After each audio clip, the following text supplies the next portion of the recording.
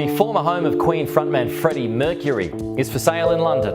Built in 1907, the Kensington property features a bar, a library. Behind the green door of Garden Lodge in Kensington, secrets of Freddie Mercury's extraordinary life were sealed away for decades. This wasn't just a mansion, it was the soul of a legend.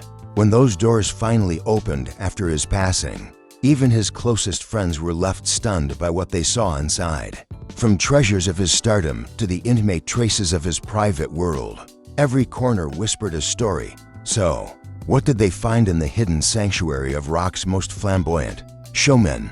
Stay tuned, because this discovery will change how you see Freddie Mercury forever. Long before the world knew the name Freddie Mercury, he was Farrokh Bulsara, born on September 5, 1946, in Stone Town, Zanzibar. His parents, Bomi and Jur, came from the Parsi community of Western India, practicing Zoroastrianism while life pulled them across continents.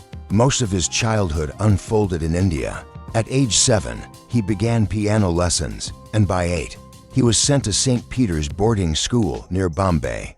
By day, he collected stamps like his father. By night, he lived for music.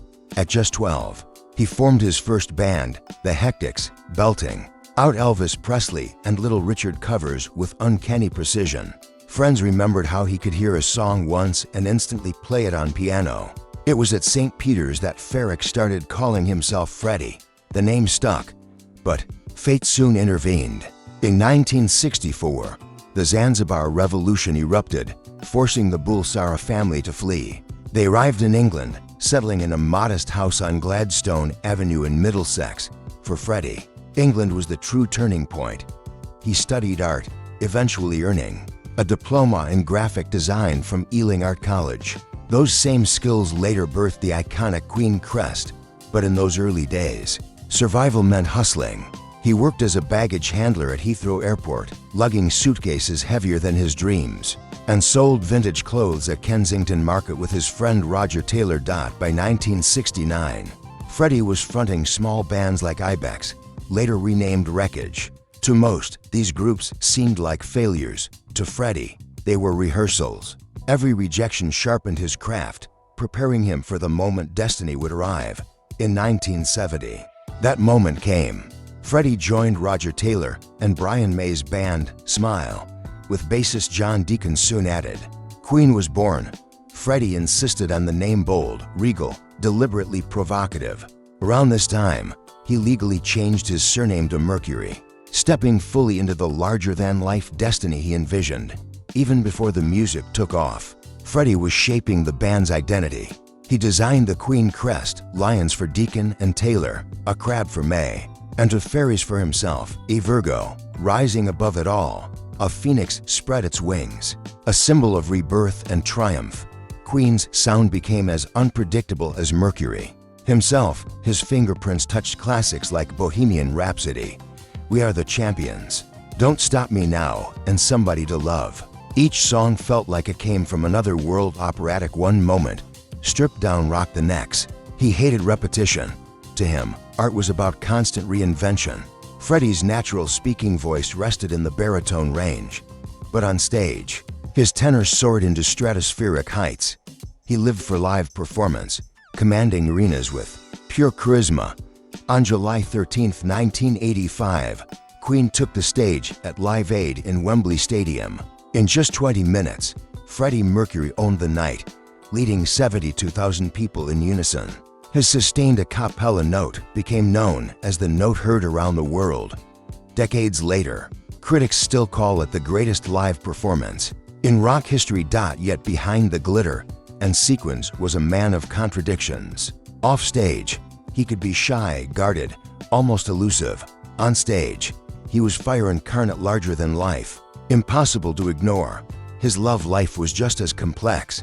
His great love was Mary Austin, whom he met in 1969. They lived together, and at one point, he proposed. But when Freddie admitted his attraction to men, the romance shifted. Mary told him simply, "You're not bisexual, you're gay." Their engagement ended, but their bond never broke. Freddie called her his common-law wife, left her half his fortune, and entrusted her with his ashes, whose resting place remains a secret. Later came actress Barbara Valentine, Munich restaurateur Winnie Kirchberger, and finally, Jim Hutton, the Irish hairdresser Freddie. Called his husband, Jim was by his side for the last 7 years, through illness and decline, until the very end. But not every relationship was built on devotion. In the late 1970s, Freddie's manager Paul Prenter gained his trust only to betray him. Their partnership soured after Queen's disco-influenced album Hot Space flopped, and by 1987, Prenter sold a story to The Sun, outing Freddie and exposing his relationship with Jim Hutton. For Freddie, it was a wound that never fully healed. At his peak, Mercury threw parties so outrageous they became legend. The 1978 jazz album launch in New Orleans featured naked waiters, dwarfs with trays strapped to their heads, and even live animals. It was a carnival of excess. Yet for all the chaos, he also had quiet obsessions. His cats were like his children. Delilah, in particular, inspired a song. His Kensington home filled with Japanese art and antiques. It was a private world few were ever invited into. On November 24, 1991, Freddie Mercury passed away at 45 inside Garden Lodge.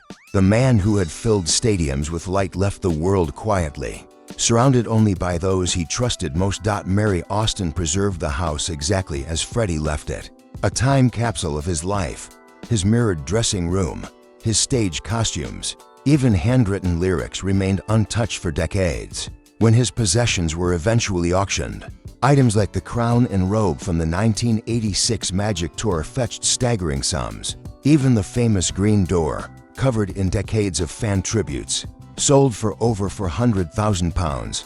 By 2024, Garden Lodge was valued at over £30 million. Yet its true worth was never in bricks and mortar. It was in the memories it held, the laughter, the music, the love. Freddie Mercury was more than just a singer. He was a force of nature, a man who lived unapologetically, loved fiercely, and left behind music that will echo for generations. His life was a blaze of contradictions, tender and explosive, flamboyant and private, but that was his genius. Brian May summed it up best: Freddie Mercury, a lover of life and a singer of songs. And just like Garden Lodge, Freddie's magic refuses to fade. It lives on in every note, every memory, and every heart he touched. Were you ever swept away by the power of Queen's music? Or do their anthems still live in your playlists today? Share your thoughts and memories in the comments below. I'd love to hear them. And if this journey into Freddie Mercury's world inspired you, make sure to hit that like button, subscribe for more untold stories of icons, and share this video with fellow music lovers, because legends never fade, they live on every time their songs are played. Thanks for watching.